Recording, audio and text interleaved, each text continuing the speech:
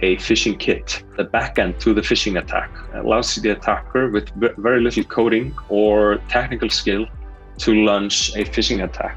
Phishing kits are being sold on public websites like we see here and can be found just with a simple Google search. One site in particular is selling phishing kits like it's a very legitimate business. The scammers can simply add the phishing kit they want to buy to a cart, like they would when shopping on Amazon, for example.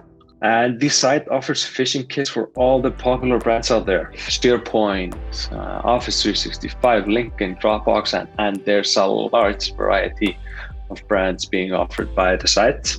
We're seeing phishing kits and attacks where the focus is purely on mobile devices. QR codes have become more popular than ever in the pandemic. These are becoming popular with the criminals. The cyber criminals are focusing their attacks on large and smaller enterprise businesses to get into their systems for further attacks. Cyren is actively collecting new phishing kits every day. Creators of the phishing kits are often stealing each other's code to modify for their own phishing kits to resell.